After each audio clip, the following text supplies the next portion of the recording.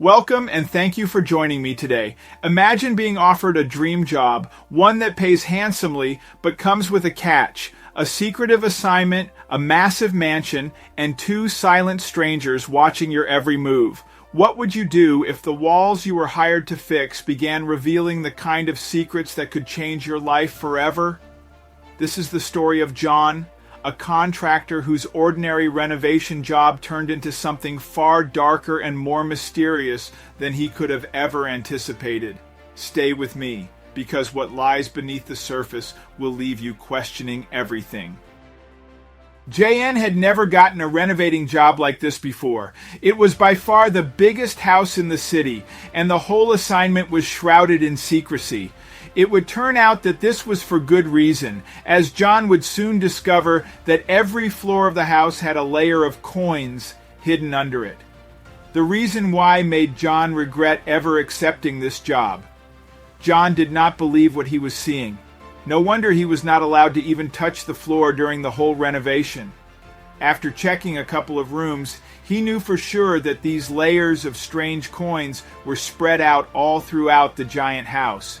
One thing he did know for sure was that this could not be legal, and that he would get in big trouble with the owner if they discovered that he had broken open the floor. He needed to call the police and pray they would get here earlier than the owner. When the doorbell rang about half an hour later, John's heart was in his throat. There was something big about to happen, but why were there strange coins under all the floors? Why was the renovation so secretive? And who was the owner of the giant house? Before we start, smash the like button, subscribe, and hit the notification bell so you never miss out on our upcoming stories. John had found work in renovating houses for years now and felt like he had dealt with nearly all possible kinds of customers and houses at this point.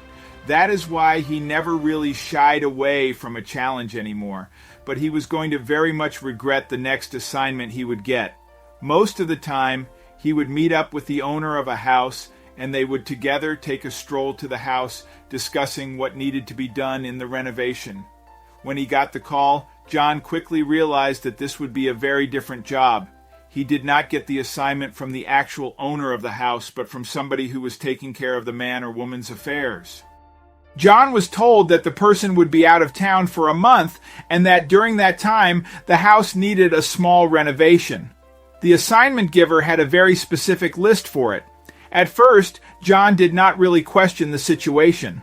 A person could have an assistant, and even though it was strange that the owner wanted to stay so anonymous, it did not ring any alarm bells. The job itself sounded like a piece of cake to John when he heard the to-do list. These were small and easy fixes, mainly focused on making the house look and function as pristine as possible. People often wanted these things done when getting a house ready for sale, and so John accepted the job without hesitation. He should have looked a little bit more into the specifics before making the agreement, because only when John accepted the assignment did he get the address of the house. It was in an area of the city that John was not all too familiar with, so he quickly Googled the address. When he saw the house, his jaw nearly dropped to the floor. This was one of the biggest looking houses he had ever seen. It had to be the biggest house in the city. He had seen pictures of it before, but had never gotten close to it, as it was located in a small gated community. Why would such a rich person hire a freelance contractor like himself with no experience working on houses this size?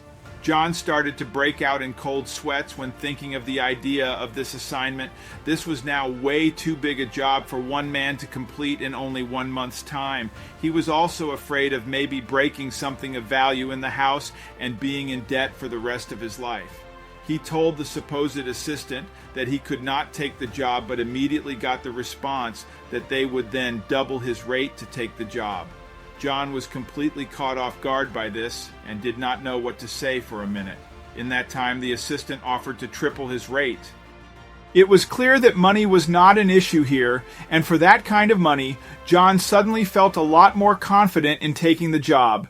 He did ask if he could maybe also bring in a couple of other contractors to help him out, but he was quickly told that that was not an option. He was going to have to do this job alone, without telling anybody about it. It would have to be completed within a month from today, and he would be paid handsomely for it. John could feel that there was something strange going on with this job, but the money was just too good to turn down. Plus, if there was actually something going on that could not see the light of day, then he could just claim that he had no idea about it when taking the job. So he did end up agreeing to do the job for triple the fee. However, he would soon realize that no amount of money was worth doing this renovation. He arrived very early at the entrance of the gated community the next day. He knew that he had very little time for this project, and so he wanted to use every available hour. As he walked toward the house, he noticed that there were already 2 men waiting for him. He had assumed that he would just get the key to the house that morning and then get to work, and that is basically what happened, except for the fact that he would not be in this house alone. The 2 very serious-looking men told him that they would stay with him during most of the renovation process. John found this a bit strange, but figured that the house was easily big enough for the 3 of them and that they would not be in the way. The opposite turned out to be true, as these men did not let John out of their sight. They were always in the same room watching his every move. During the first week of the renovation process, John was never alone in the house. There was always one man with him, even if he went to the toilet or went to smoke a cigarette outside. They never talked, not a word. Only the occasional whispers to each other. That was not all. On the 3rd day of working there, John spotted that at least one of these men was carrying a gun. A small one that he could hide in his waistband, but when he bent over to pick something up, John could see the pistol clear as day. What had he gotten himself into? John had never felt this uncomfortable during a job. It was absolutely bizarre. Was the owner so afraid that he would steal or break anything that they had hired 2 babysitters for him, but could not hire any other contractors to help him?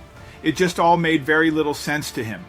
John could not help but start to speculate that there was something else going on, something that he and nobody else from the outside was allowed to know about. That had to be why they only wanted one contractor, to minimize the risk of anybody finding something. Even though John was very fearful of the situation he had found himself in, he could not help but also be somewhat curious about what these guys were so protective about. He had already spent some evenings researching the house, trying to find out who the owner was, but so far he had no luck. One day, John got a clue. When he walked into the next room that needed to be partially renovated, he saw that there was seemingly some damage to the hardwood floor. Fixing the floor was not on the list of tasks, but it did seem like an easy fix for him, and he was willing to do it. All he needed to do was carefully take the damaged plank out and put a new one in. With the layout of the floor, that should only take 10 minutes tops. But when he even moved toward the plank to check it out, he was immediately yelled at by both of the security guards. Fixing the floor was not on his list of tasks, and he should thus not be concerned by it.